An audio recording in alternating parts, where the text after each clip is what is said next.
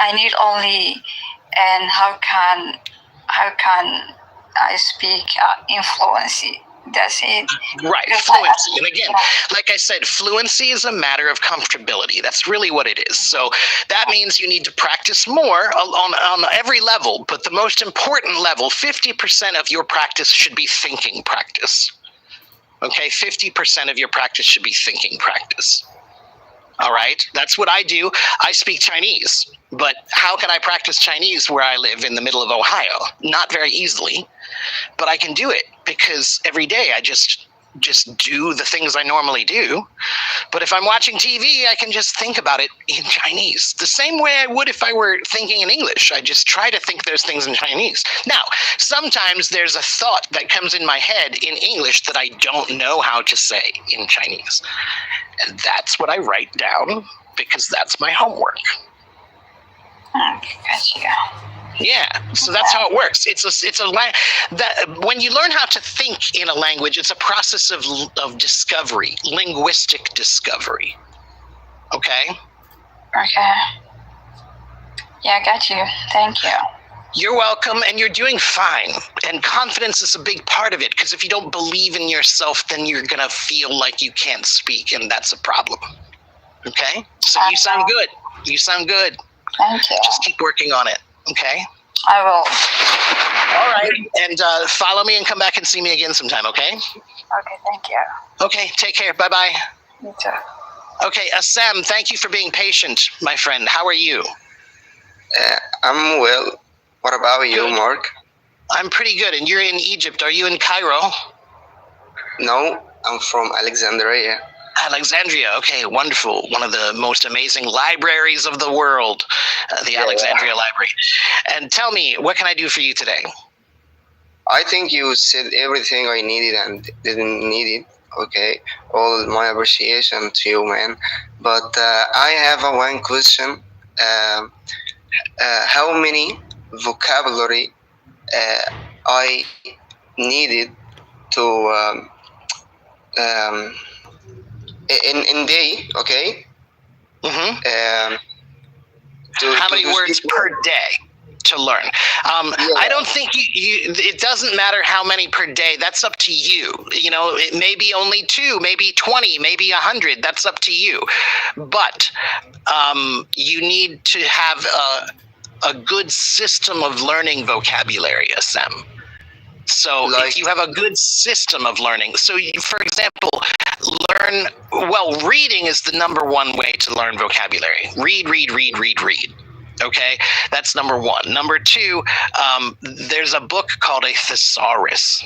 A thesaurus, everybody. Thesaurus. It is a book of synonyms.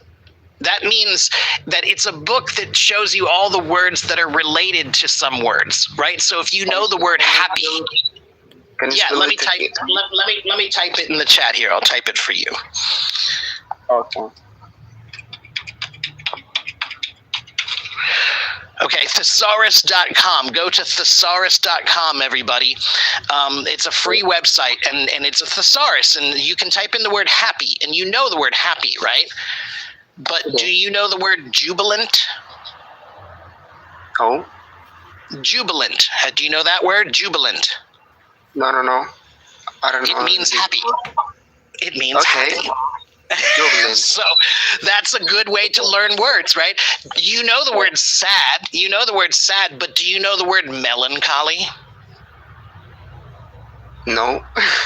It means sad. It means sad. Yeah. So if you go to this book and you look up the words that you know, you can find words that you didn't know, right? That are related. They're like cousins, right? Okay. And then you can learn words by group, by topic. For example, all the words about computers, right? Monitor, screen, keyboard, CPU, hard drive, software, virus. Those are all computer words, right? By topic. Right, that's another way to learn words. And then finally, SM, English words are kind of cool. They come from many places. Right? And so if you ask the word, where do you come from, word, you can find that some words come from Arabic. Some English words come from Latin. Some English words come from Greek. Some from German. Some from French. Some from Italian. Some from Spanish. Some from Persian. We have words from many different languages. Yeah. I got Okay, and that's cool, because what happens is you can find out where the word comes from, and sometimes there's a cool story about where the word comes from. So, for example, Assem, do you know the word barge? No. B-A-R-G-E, okay? A barge is a kind of boat. Okay, it's a kind of boat, but it's a boat that they use to move things down the river, big heavy things, right? So maybe you need to move some stones down the river, so you put them on a barge. You don't put them on a regular boat. You need a big boat, and it's flat. This kind of boat is it's a flat boat. The bottom of it is flat, right? And the word barge actually comes from a Latin word, barga, when that came from the Greek word baris. And the Greek word baris was the Greek word for an Egyptian boat. Because guess what? The Nile River, a lot of the boats on the Nile River have a flat bottom, don't they? Yeah. Because it's not a deep river in a lot of places, right? So the boat has to be flat, and they used to ship things down the river, so the boats are flat. So that's where we get the word barge. It comes from a Greek word that meant Egyptian boat. Because the Egyptian boats were flat like that too. So that's cool. That story is cool. And now you'll remember the word barge because it has a cool story, and it's an Egyptian story. Yeah. Okay, so that's a lot of that. Those are 4 ways that you can learn vocabulary and remember them better. Okay. So if I wanna know the words mean, can I search about define of this word, right? Yes, there's another website you can go to. It's called Etymonline. Let me type it for you. ETYMONLINE. Etymonline.com. Etymonline.com is a free website that's an etymology dictionary. So it tells you where the words come from and how they've changed over time. Right? Awesome. And so it's like a dictionary, but it's a dictionary of word history. Yeah. I got you. Yeah, so that's another way. So, and then how many words do you need to know, Assem? I think most languages, when you have about 2,000 words, you feel like you kind of are like a 5-year-old. You can speak, but not very well. When you have about 5,000 words, you're like an elementary school kid. You can express yourself pretty well, but simply. When you have about 10,000 words or above, that's like a high school student. I'd say 7th, 8th to high school level. And then if you have in the neighborhood of 15 to 20,000, that's close to native level, right? I say natives in America probably have a range of, on the low side, 10,000, on the high side, 30 or 35,000 words. Right. Yeah. So, but we all know different words, right? So the words that I know are different than the words my father knows. Yeah. Right. Everybody knows a different set of words, right? Yeah. Like Sigma or Aura. Yeah. Right. Yeah. Right. So I mean, like, I'm a musician, so I know a lot of music words that most people won't know. You know. Yeah. Yeah. Right. Yes. Yeah, that's just the way it works. I like to cook, so I know a lot of cooking words. People, maybe they won't know it because it's about cooking. Right? I will tell you, I'm professional in cooking, you know. Oh, that's great. Good for you. I love it too. Yeah, me too. Me too. I'll put my food up against most restaurants. So, all right. Well, Assem, thank you for coming, my friend.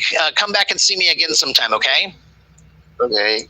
See you later. All right. Take care. Bye-bye. All right.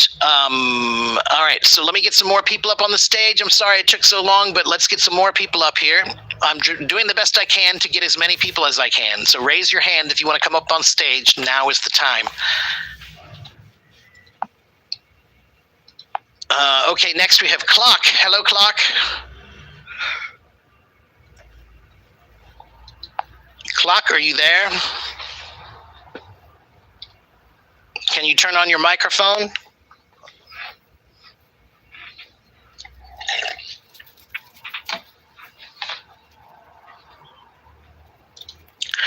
Can you turn on your microphone clock? Hello? Okay, we'll go to Mahmoud next. Mahmoud in Turkey. Hey, Mr. Mark. Hello, how are you? Hey, I have a question. I'm gonna have an exam after like 2 weeks. It's like a general exam. Okay. But the thing exam, it has a writing section, which the writing has 40 degrees, like 40% of the exam. Okay, right. So, I've been practicing and writing a lot of essays, but I need a good tip from you as you are a teacher. You've said you've been teaching a while. A long time, indeed. For writing, I think the secret of improving your writing is analysis, right? So what does it mean? It means that you need someone who can look at your writing and tell you what needs to be fixed. And the best way for you to do that is to use AI, like ChatGPT. Okay? Now, ChatGPT is really good if you tell it the right tools, if you tell it the right instructions, right? If you tell it what to do properly, it will do it properly. If you don't, then it won't. So you need to tell it, I need to improve my academic writing, right? My essay writing. Can you please give me some essay assignments and analyze my writing and tell me how I can improve my grammar, my sentence structure, any of those things. Okay? And it will do that. Okay? So ChatGPT can work instead of a reader who can fix. Well, okay, a reader is better. Like a teacher would be the best thing, but that costs money. Yeah, of course.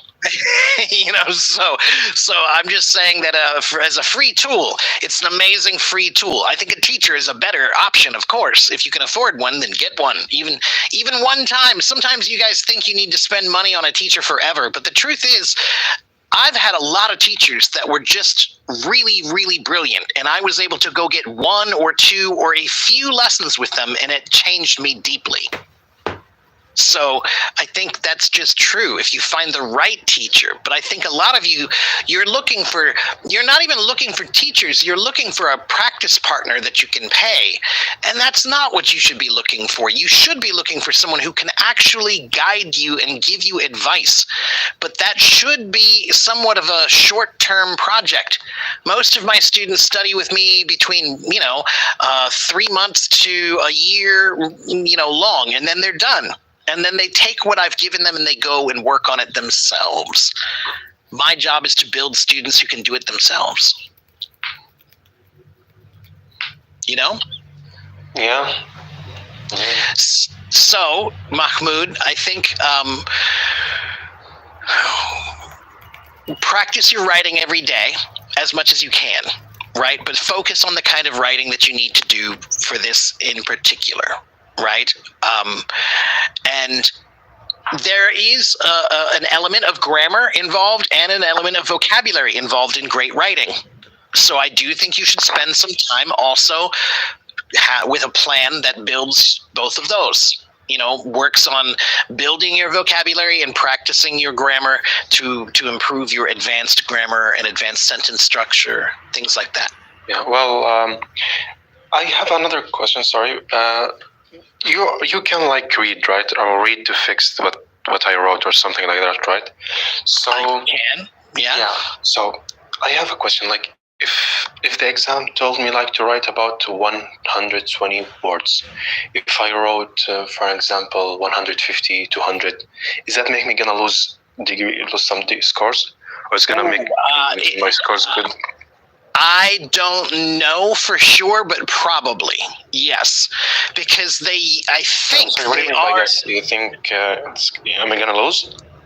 I do. I think that they probably, if they tell you to try to keep it to 120, I think you probably need to keep it as close to that as possible, because that's part of what they're testing. There was a student who just messaged me recently from Sweden, and she had this problem on her test, on her IELTS test. Or no, it wasn't the IELTS, it was another English test, but she had the same problem where she wrote an answer, and her answer was 200 words longer than it was supposed to be. And she got knocked off 3 different times. She couldn't do it in a shorter way. And I looked at her writing, and she had so much redundancy. She would say things like, I don't know, let me see. Let me just make a stupid example just to give you an idea. She would say something like, all kids like to run because running is fun. And then the next sentence would say something like, kids like to run because they think running is fun. And so, she kept saying, like, rewording the same stuff in the same way. And or one sentence would have elements that she already said, and she could have combined them into one simple sentence instead of making 2 longer ones, right? And so there's an art to doing both things in writing. Sometimes we need to expound, which means to make it longer, and sometimes we need to be more concise and make it succinct. That's what they're looking for. Okay, so I can't say for sure, okay, because I'm not an arbiter of the test. I don't give this test out, so I can't say for sure. And it could be different for different people. There might be one tester who doesn't really care. 200 is fine. If you finished, you finished, as long as under the time limit. There could be somebody else who would say, no, it's got to be exactly 120 or less, So I don't know. I can't tell you for sure. But I would guess yes. Okay? Yeah. So things about not about English. You said that you can speak Chinese. What about like writing? Have you tried to write? Is it hard or something? I did. I actually did go to school for Chinese for 6 months in Taiwan, and I learned how to write there. I haven't practiced it in quite some time because it's not really that important to me to learn how to write by handwriting, as long as I can type, right? Which I can. I can use the pinyin typing system in order to type. One day maybe I'll work on my Chinese writing a bit more, but for me, that's really not that important to me. I just want to be able to speak it, listen to it, and read it. And I can type it. In your opinion, is it like hard to draw it? It's hard, for sure. Oh. It's hard. It's hard for sure. And Mahmoud, I was learning in Taiwan where they use the traditional system of Chinese, which is even harder. The characters have many more strokes. So, yeah, they can be difficult. But it's fun, and they're pretty. So it's cool. It's difficult, but it's a good challenge. Yeah, it's a fun thing to learn a new language. And it's good to challenge yourself. But how often do you use this language? Every day. Oh, really? In my mind. I live my life in Chinese. Like I thought you like contact with people or have conversation, or you have.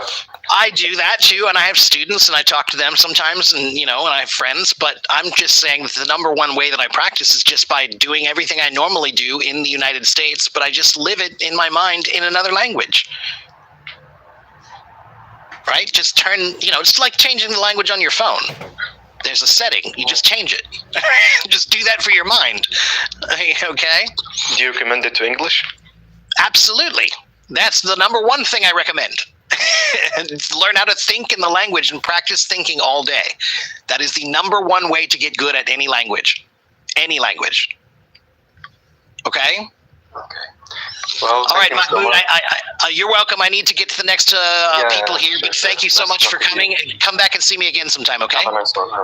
All right, take care, my friend. Bye-bye.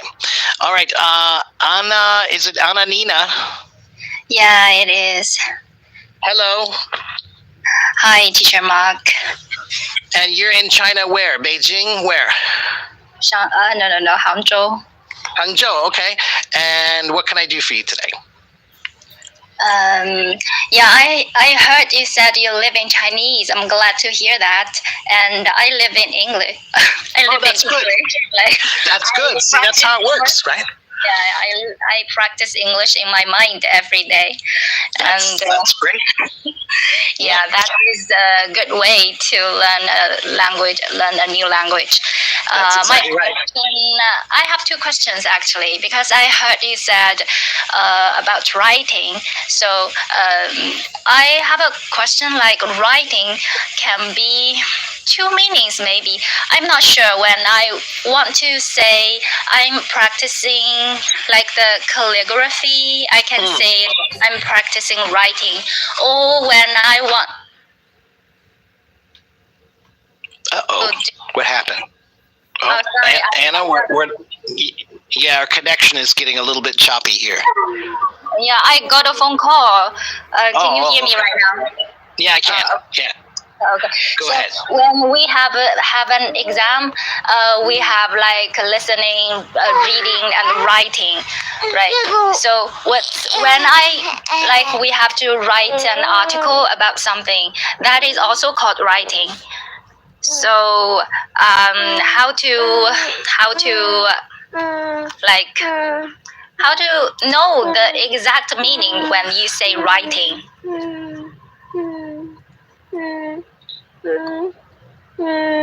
I can't hear the I don't have the sound. What's happened? I'm so sorry, Anna. I lost my program crashed for a minute there. I'm back now. For a minute there, I couldn't hear anything. I'm so sorry. So I have to repeat, right? Yeah, please. I'm so sorry. Yeah, just for a minute there, I was gone. Okay. I said the word writing. Sometimes when we say when we do an exam, we have the reading, listening, and writing.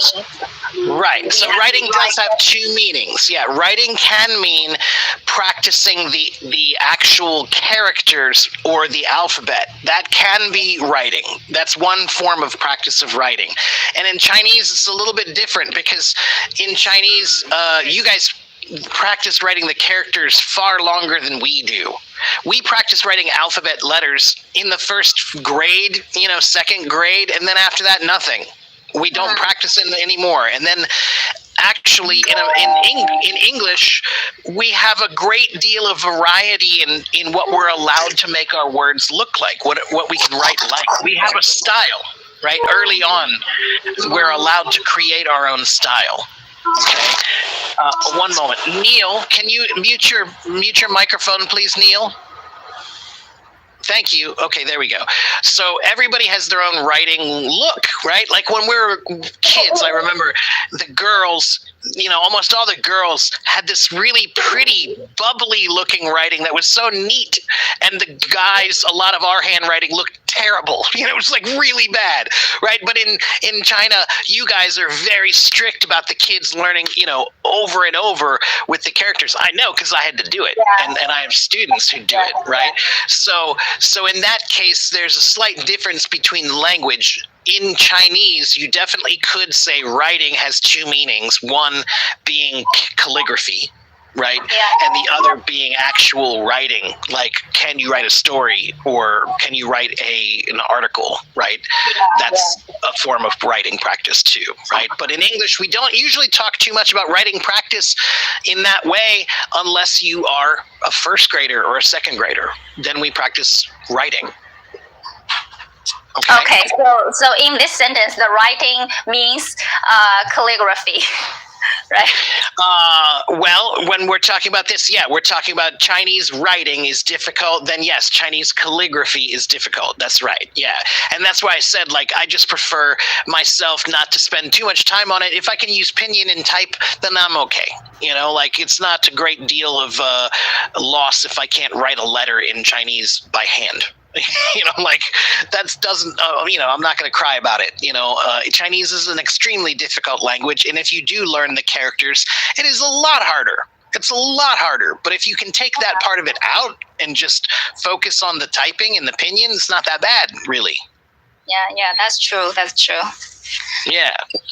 And I'm not saying that the writing is not great or important. I'm saying for my purpose of goals in learning Chinese, it's not that important to me. Yeah. Okay. At least at this stage in my life. Who knows? Maybe that'll change later. So, anything else you have a question for me about? I have two questions. I said the other one is I heard you said you recommended some books to remember a word, but in my opinion, if you learn a new word from like a dictionary, it's not enough to remember this word. For me, I have to like hear or see this word for more than 10 or maybe 20 times, then I will Right. remember it. Yeah. So let me tell you about vocabulary, okay? What I said was not to use a dictionary. I said to use a thesaurus, which is very different than a dictionary. A thesaurus is a dictionary of synonyms. So what that means is it's a book where I'm not asking you to learn new words. I'm asking you to look up the words you already know. Find the words you already know in that book, and then it'll show you a bunch of words you didn't know that are related to it. And then you'll say, oh, well, look at that. I didn't know that word is related here. That's cool. Instead of saying happy, I can say joyous. Right? You can find an alternative word to try, right? And so that's one thing. And then, Anna, you said you can't do it unless you do it 10 or 20 times, right? And this is one of the biggest problems Chinese people have with learning any language is you guys are taught in school that memorizing is king. Like, memorize everything, right? You guys memorize. And I get it because you guys are under a lot of pressure. But the truth is, memorizing is the worst way to learn. It doesn't work. Do you know how often people come here and they ask me, Teacher Mark, how can I remember the words? Because I always forget them when I memorize them. They always forget them when they memorize them because memorizing is a boring activity and your brain doesn't like boring activities. So what I say to do, Anna, is you should find better ways to engage with vocabulary. Like reading is a fantastic way to learn new vocabulary. When you read a new story, you learn words in the context of the story. So you'll remember them because they're part of the story.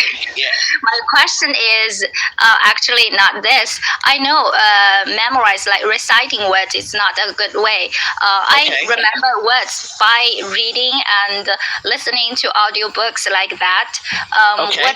What I want to ask you is that for me, I have like, for example, the word you mentioned before, melancholy. Actually, I heard it from audiobooks for a lot of times, like maybe more than 10 times, and I still can't remember it very well. And now you mentioned it, the meaning of it. Oh, I get it.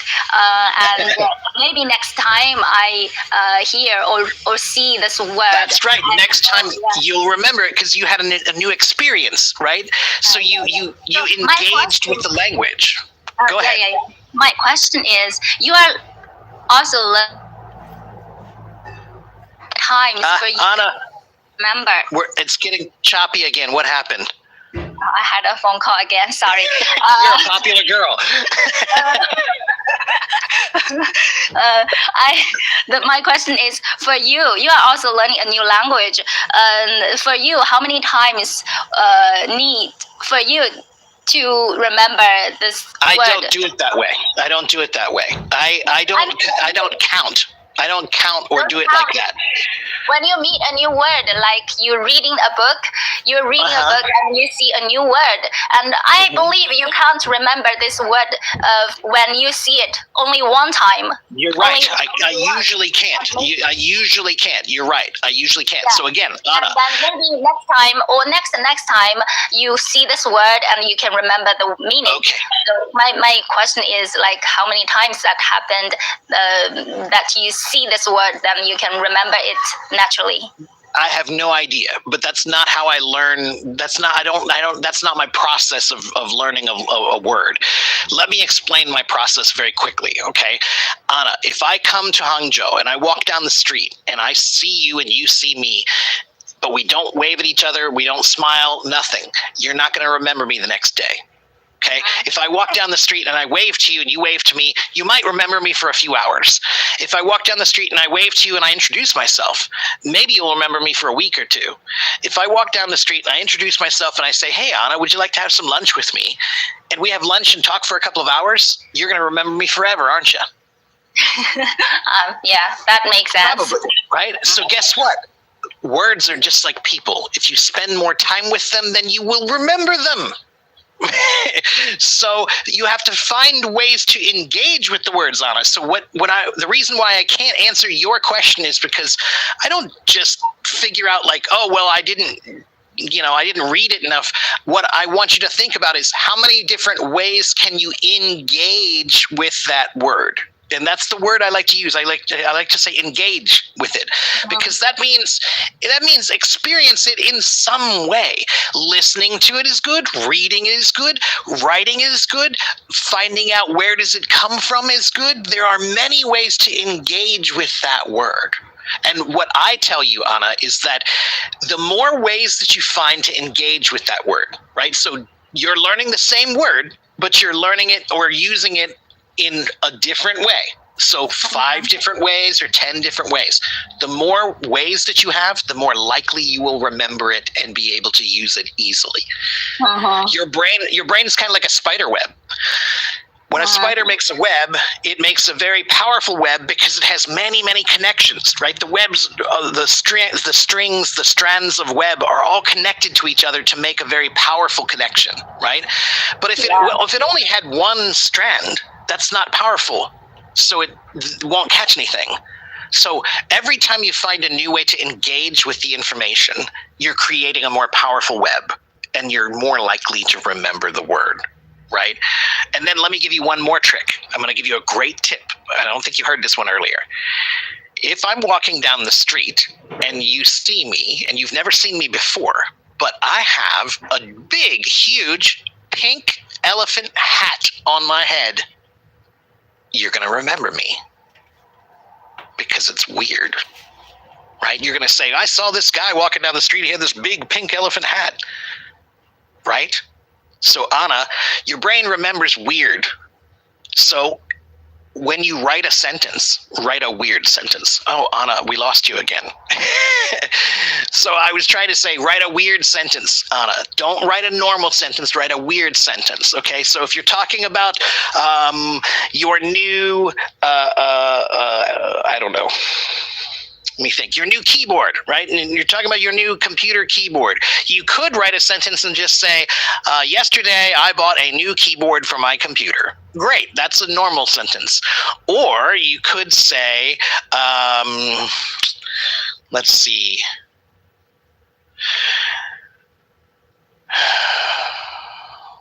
The keyboard I bought yesterday is pink and yellow and green. Whatever, something strange, because it's weird to have a pink and yellow and green keyboard. So now you created a weird story in your mind that's weird. Or you could say, I hit my brother in the face. I always say I hit my brother in the face. I guess I have a problem with my brother, don't I? So I always say, I hit my brother in the face with my new keyboard. It creates a picture in your head. That's a funny picture. And because it's funny, you will remember. It's that simple. Okay, so don't torture your brain with information when you learn. Don't torture your brain. Make it interesting and give your brain many ways to learn the same thing. That's the secret of learning. When I was in school, I thought the best way was to find one way. That was wrong. The best way is to find every way that you can possibly do it. Okay? All right. So, Anna, I'm going to let you go because I guess you have a phone call. Oh, there you are. Yeah, now I'm back. Okay. I hope you heard my answer, Anna, about the big pink elephant hat. Yeah. So your brain remembers weird things. Use that. You know, so Anna, I don't have a number. There's not a number. There are still words that sometimes I'll forget. You know, every time I teach an English lesson with a Chinese student, I sometimes use Chinese, and I sometimes need to look up a new word. Well, not sometimes. I think every lesson I have to look up some new word in Chinese, and I would say about 60% of the time they stay in my mind if I had a good experience during the lesson, then I'll remember it. But you're right. There are some times in that word, maybe it needs to come up another 3 or 4 times before I will actually remember it to use it. Okay, but sometimes I take a minute and I take a break and I try to find a way to practice that word in another way, right? So that I can find a way to use it, right? Or I'll write it down to make a note to try to engage with it more later. Okay? All right, Anna, I'm going to let you go. I guess you're busy again. So thank you for coming, and come back and see me again. And yes, Neil, you're up. Hello, sir. Good morning, sir. Hello. How are you, Neil? Yeah. Fine, sir. Sir, I Neil, also. you're in India, right? Are you in are you in Delhi or where? Sir, it's near to the Delhi, sir. Okay, Not great. Delhi. Right now I'm in village. Okay. So what can I do for you? Sir, actually, sir, I also talk to you, sir. Like at the time of speaking, sir, in any front of anyone interviewer, sir, I feel like I will try to, sir, speak with basics English language, sir, like basic.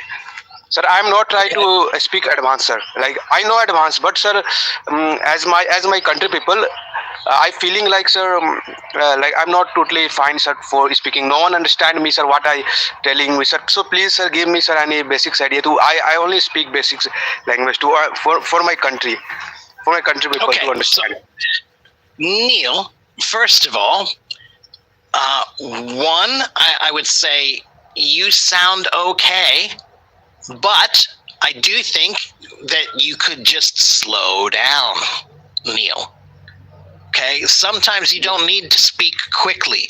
So your simple language is good language, but you need to slow it down so that people can pay more attention to you when you say it. If your words are important, then why do you want them to be so fast? The more important they are, the more you should want to slow down, right? So, Yes, sir. so just relax, Neil. Relax and remember that language is like a performance, and you can't perform well if you're nervous. So just relax. Slow down. Okay? So let's try this, Neil. I want you to just tell me, what do you like to do for fun? And slow down when you tell me. Sir, like playing football and watching sci-fi movies, sir. Okay, I like Science fiction. playing football and using sci-fi or watching sci-fi movies. Oh, and Neil, Yes. I want to tell you one more thing.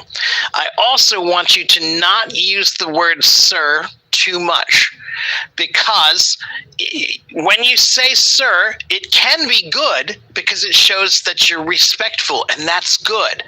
But if you use it too much, it can make you sound nervous, and it also makes you sound like you're using it like a nervous filler word. We call them filler words. A filler word is when you say a word in between your other words because you're nervous, right? So sometimes people say, I was going to the store, but I couldn't find my keys, and then I got to the store, and then I found them, and whatever. They use a lot, right? Or they say like a lot. So I feel like I want to tell you just to try to relax, and you can say sir, but just say it at the beginning and at the end of whatever you're saying. Don't say it a bunch of times in between. You don't need to say sir at the end of every sentence, okay? That'll sound like you're too nervous, okay? Yes, sir. Okay, so now try again and tell me, what do you like to do for fun, but don't say sir so much. Okay. Good. See, you didn't say okay, sir. That's good. That's a good start. Sir, in my country, sir. I know. That's why, sir. I know it's expected. I know, but that's why you shouldn't do it, because when it's expected, it shows that you are you are the servant, you're the server. But when you speak, sometimes you need to be the one who's in command, not the one who's serving. So if you're in command, you can't use those words too much. Right? So there is a time and a place when being very polite can be a very good thing sometimes. If you're at a restaurant, it's a great time to be polite like that. But when you're trying to speak to a professor or a classroom or your colleagues at work, I don't think you need to say sir 100 times when you're talking to your colleagues at work. Okay? And even your boss, you should say sir to your boss, but say it once, or at the end, just say it just once to acknowledge that you do think he is your superior, but don't say it so many times that it makes it sound like you are below him and nervous. If you want people to respect your ideas, then you have to speak like you should be respected. Understand? Understand. Okay, good. And I know it's a cultural thing. That's why I'm telling you, okay? There's another thing that a lot of Indians do, and they also do it culturally, and they don't mean to do it badly. A lot of Indians, they use the word bro a lot, because in the Indian language, you say brother all the time, and that's normal.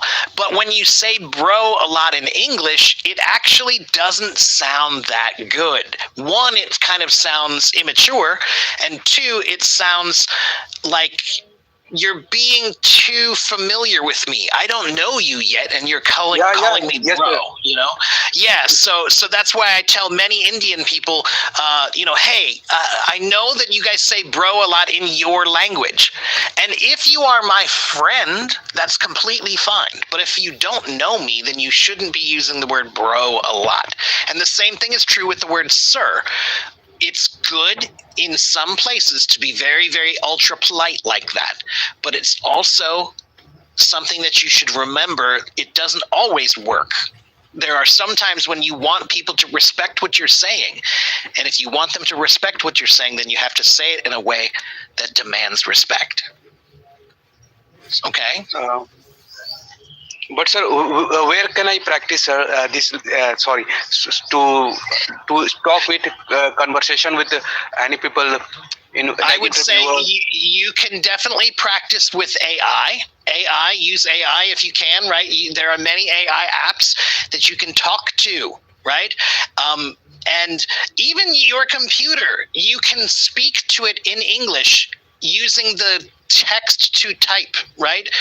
Or speech, I'm sorry, it's called speech text, right? Where you speak and it hears you and it writes what you spoke, right? And if your pronunciation is good, then it will write it and it will be correct, right? So that's another good way to practice, is just with your phone or your computer, right? And then use AI.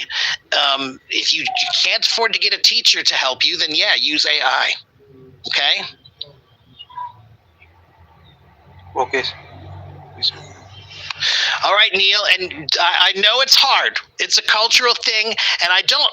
I appreciate that you're trying to be so respectful, but I just want you to remember that there are some times when that might because I spend too much time in village areas as compared to cities area and town areas in India. Okay. So all right. So that's why, sir, it's my culture.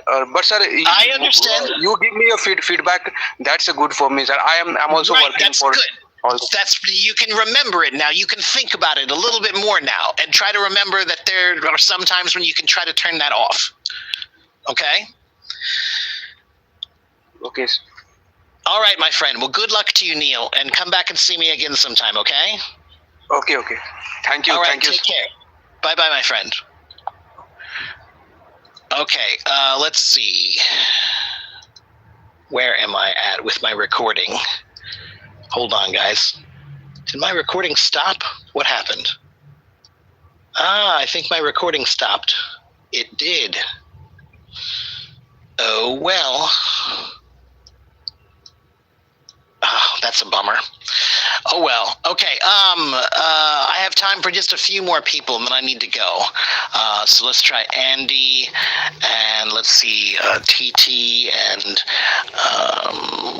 Isma and Coco. I'll see, Manny, I see you there. I'll try to see if I can get to you also, but let's start with Andy. Hello, Andy. Andy, are you there? Hello, Andy.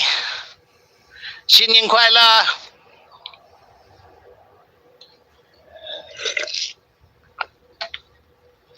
Andy, can you turn on your microphone? Okay, I'll come back to Andy. Let's go to TT. In Vietnam, TT. Hello, TT. Hello, teacher. Hello, Xin Chao. Yes. Yeah, I'm so glad to meet you. Nice to talk to you too. And you're in Vietnam, in what city? In the south, Kankar City. Okay. All right. And what can I do for you today? Yes. Now I'm struggling with my methods. It's just remember vocabularies in English. So how can we, like, every day? How can we learn a new word that we can apply for the context and use it for that? Okay. Yeah, so learning vocabulary is, I was talking about this earlier.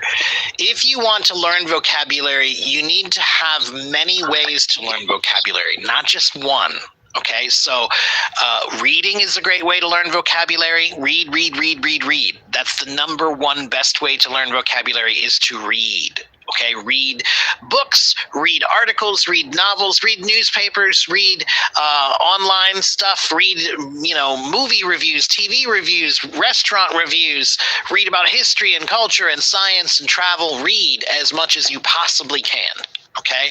Number two, you can use a thesaurus. Okay. Thesaurus.com is the website I recommend. It's a great way to explore your vocabulary. Go to that website, thesaurus.com, and you'll see what I mean. It's a wonderful way to explore words. Okay. And then you can learn vocabulary by topic. Okay, so if you learn all the words that are about computers and all the words that are about sports and all the words that are about cars and travel and all the words that are about music, find a topic and then look up those words, like a list of words about that topic. Okay, and finally, the other good way to learn about vocabulary is to learn where the words come from. Okay, where do the words come from? Every English word has a story about where it comes from. Some come from England, some come from France, some come from Germany, some come from China, some come from Spain, some come from Mexico. We have words that come from everywhere. And it's cool when you find out where the word comes from. It will often help you remember the word. Okay?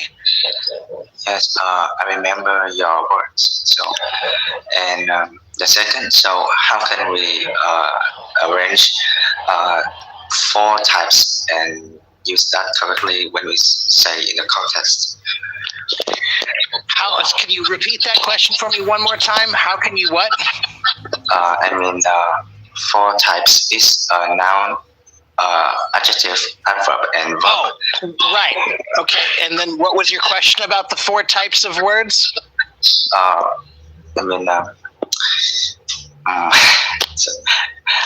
Arrange that correctly. You mean like with what order they go in the sentence? Yes. The sentence structure? Yes. Okay. Well, there are books that can help you learn about English sentence structure, and that's another good one that you can use AI for. If you ask DeepSeek or ChatGPT, whichever one you want to use, I don't care which one you use, guys. Use whichever one you want. Tell it to do exactly that. Tell it to help you to learn sentence structure, and tell it to help you analyze sentence structure, right? That would be one thing I would do, is do a search online for sentence structure worksheets. right? Or diagramming sentences. We call it diagramming. To make a diagram where you show, okay, where's the subject, where's the verb, where's the noun, where's the object, where's the pronoun, where's the preposition, which one goes where and why. That's called diagramming. So if you do a search online for diagramming sentences in English, there will be many websites with lots of exercises you can do, okay? Okay, TT? Yes. Okay. Yes. Thanks for the conversation. I appreciate that so much. Yeah, I'll give you one more website that's good too. There's another website that's good, everybody. It's called games2learnenglish.com. Let me type it. games2learnenglish.com. Here it is, games2learnenglish.com. It's a free website, and they have games about vocabulary and about adverbs and verbs and adjectives and pronouns and prepositions. They have games about everything, sentence structure, all kinds of stuff, idioms, time, everything. So go to games2learnenglish.com and try it. Okay, it's free. Okay, TT? Yes. Yes. Any other questions for me? For me? No. So I think let's call it a day. Okay. Well, thank you very much, TT, and come back and see me again sometime, okay? Yes. See you later. Okay. Bye-bye. All right, and let's see. Yes, thank you, Nancy, for all the help with telling people everything. I do appreciate that. You know, it's hard for me to try to talk to all these people at once. And Isma, you're next. Isma, hello, Isma. Are you there? Oh, Andy. Wait, we got Andy finally. Andy's finally turned on his microphone. Let's get to Andy first. Andy, hello. Hello, teacher. Andy, where are you in China? Shanghai. In Shanghai. Okay, well, 新年快乐. 新年快乐. Okay, and what can I do for you today? When I listen to your pronunciation is very clear, so I can understand. But when I listen to others, I cannot understand. It's very difficult to understand. 这是因为我是英文老师，这是我的工作。It's my job. It's my job to speak well, Andy. It's my job, right? So, Andy, I started teaching when I was 18 years old. So I started practicing communicating when I was that age, right? And then in 2009, I started teaching English to kindergartners in Taiwan, and they didn't know anything. So you have to use really simple language, and you have to speak slowly and clearly, and you exaggerate everything so that they understand you, right? So I learned how to speak simply and clearly and slowly and effectively by teaching, and especially teaching kids who don't speak English, right? So that's one reason why, is because it's my job and I have a lot of experience doing it. And I specifically do try to speak clearly every single word I say. All right. And then the other reason why I also speak very clearly is because I have very good equipment right now that I'm using. I'm using a very nice microphone. It's the same microphone they use on CNN. All right. So that's part of the reason why it sounds good, because I use the same broadcast equipment that real broadcasters use to make it sound that level of clarity. Right. As a teacher, I wanted to have the highest level of sound, and I'm also a musician, so I also wanted to have the highest level of sound quality. Okay, so that's the reason why. And then, Andy, when you listen, you need to be more careful about who you listen to, Andy. Right? So let me ask you, Andy, if you wanted to learn the piano, would you go out and start listening to everybody in the world who plays piano?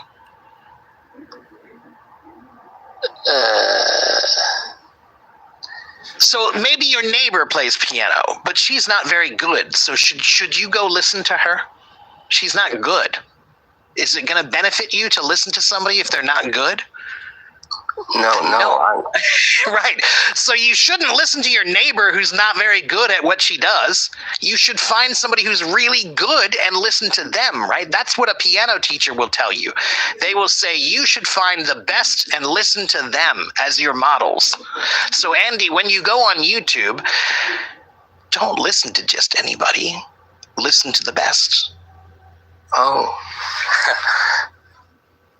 And the same thing is true for me in Chinese, Andy.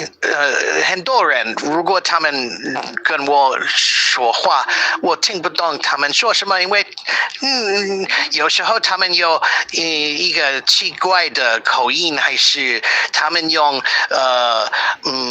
什么字，我 yeah 我不知道，对啊 yeah 词汇，我不知道他们的词汇，对，听得懂吗？能听懂。Yes, Okay. I can. Right, so I understand people if they speak well and they speak clearly, but there are many people who speak Chinese that I don't understand. They speak too fast, their accent is weird, they use a lot of local language or slang that I don't know, right? But I don't think that means my Chinese is terrible, that just means I can't understand them.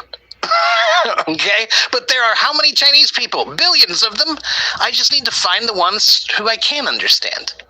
All right, now, I understand, Andy, that when you learn a language, you hope that you can understand everyone. But the truth is you can't. You can understand the people who speak well and keep working on that. And eventually you'll start to understand the people who don't speak so well. Okay?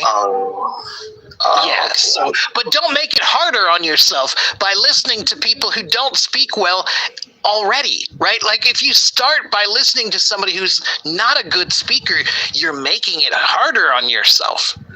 Okay? But for example, have you ever listened to any TED Talks, TED.com? Not too much, a little. It's a great website, and they have a lot of speakers that come to talk about technology or education or culture or anything. But all of those people are good speakers. You cannot do a TED Talk and be a bad speaker. They don't do that. So they're choosy. They choose only the best. They choose only the best. Okay? Oh, so TED Talk is the best. They definitely are very, very good. Absolutely. Those are high-level speakers. Those are people who have spoken in front of audiences many times. Okay? Oh, okay. Yeah, so that's one place I go. I like to go to TED Talks and listen to them speak, and they inspire me to speak like they do. Okay? Okay. I have another question. Okay. Can you understand all the British accent? No, not all of them. No. So if I meet most British people, yes, I will understand nearly everything they say. Okay, I have many British friends. I can understand most of what they say or all of what they say. But I have met a few British people who have a specific accent that's very difficult, and they use a lot of local colloquial language, like local language that I don't know, and they use idioms that I'm not familiar with. And if they use all three of those and they have a heavy accent too, then yeah, it's hard for me.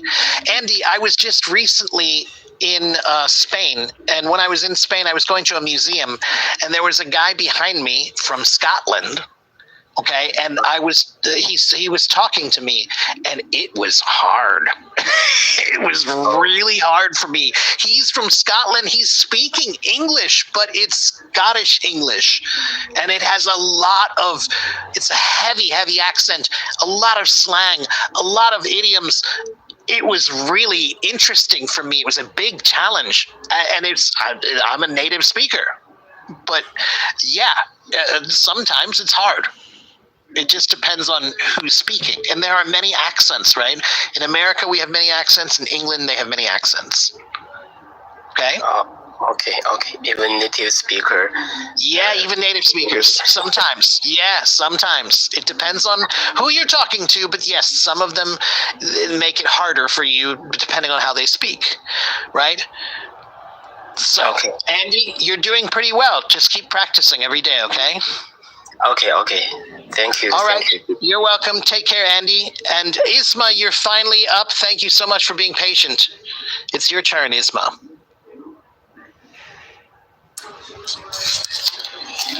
Hello, teacher. Hello, Isma. How are you? I'm good. How are you? I'm not bad. So where are you from, Isma? Oh, I'm from Guatemala. Oh, okay. Great. And what can I do for you today? Excuse me? What can I do for you today? How can I help you? Oh, okay. I need to practice my speaking more. Okay. All right. So why do you think you need to practice your speaking more? About questions, answers. Okay. Yeah. Okay. And how are you practicing your speaking now? Watching videos. Okay, that's good. Let me give you something that can help you a little bit. There's another website I like to use. It's called iteslj.org. Okay, this website, it's actually a website that's for English teachers like me. Okay, but this website, it has one page on it. If you go to that page and you click the questions button, find the menu that says questions and click on that. And it will open up and it will have a lot of topics, many, many topics about everything from sports to religion to friendship to love to learning to like so many topics, Isma, many, many, many. And each topic, you can click on that topic and it will open up another menu with questions about that topic. And you can use those questions and look at them and try to answer them. Okay, thank you. Thank you so much. Okay. Yeah, that website has a lot of questions. I use that website for my guided conversation classes. There are hundreds of topics and thousands of questions, and it's a great way to practice your language. I use it for Chinese. I'll go to that website and read the English questions and then try to think of how would I answer that in Chinese. Okay. Okay? Yeah. Okay. I have a question. Okay? Where you say actually what does mean? I'm sorry, say that again? Where you say actually what does mean? Oh, actually. Yeah. Actually is like really. Or It's like, yeah, it's like really. So if I say, actually, you should do this, it's like saying, really, you should do this. okay. Okay? Yeah. All right. And you're doing fine. You're doing well, Isma. Just keep practicing. You sound good. Okay, thank you. You're welcome. All right, Isma, I'm going to let you go and get to Coco finally, but thank you so much for coming, okay? Okay, have a good night. Take care, my friend. Bye. All right, and Coco, thank you so much for being patient, Coco. Once again, hello. Hello. I'm always patient, you know. Yes, I do. I know, and I appreciate it very much. So how are you, and what can I do for you today? It's Chinese New Year, and when Yeah, 新年快乐. yes, when I came to your voice room, the first sentence I heard is you were greeting us the New Year. Okay, well, good. I'm glad you heard that. You're welcome. Thank you. And my question is, last time you mentioned practice singing can learning the skills of linking, and this is method I have never thought of. So I did listen to some songs, and I really noticed that these songs have a lot of linking skills, and I'm very grateful that you have used this very inspiring method. Maybe because you used to do music, so you have some unique experience and provided with us some unique method. I really feel grateful. But at the same time, I'm a really tone deaf. Can I learning rap to improve my linking skill and speed up my speaking? Because I think some simple rap they're easier than some normal songs. The answer would be maybe. So there are some differences about rapping and singing. Rapping, you're right. Rapping doesn't usually have a pitch, right? You don't usually sing any pitches. You're just kind of speaking in a very rhythmic way. So there are some rappers who I think their style would be okay for you to practice linking like them. But there are some rappers that I think it would not be good for you because rapping is a very rhythmic thing, and sometimes it's very fast and choppy. It's not smooth. It's very like for example, Eminem. A lot of his words are really really fast, but they're choppy fast. Like rhythmically choppy. And that's on purpose. They do that because rhythm is the most important part of rapping. I mean, the words are the most important part, but the rhythm is after the words, the rhythm is the next most important part. So I think it depends on who or what style and what songs you're trying to do. However, I also think that you could do it with singing, just you need to find the right music that works for you. And there's so much music out there, Coco. So you just need to find the music that works for you. I can't sing everything, Coco. There are some things that are really hard for me to sing that I just can't do. But there are other things I think like, oh, that's something that's not too hard. I think I can do that one. You know, so for example, row, row, row your boat. Do you know the song Row, Row, Row Your Boat? Row, row, row your boat gently down the stream. Merrily, merrily, merrily, merrily, life is but a dream. That's it. Like some children's song? Yeah, children's songs are simple and they are melodic but not difficult, right? And they're repetitive, so you can practice over and over again, right? Yes. Okay. London Bridge is falling down, falling down, falling down. And I know Chinese kids learn a lot of these same songs I do. You know, so I was surprised when I got to Taiwan and the kids knew a lot of those songs. I was like, wow, that's cool. You guys know that. I didn't know that. So, yeah, use simple children's songs or just find another kind of music or another band or another feel. You know, maybe a love song or a softer song or a folk song. You know, find something that you feel like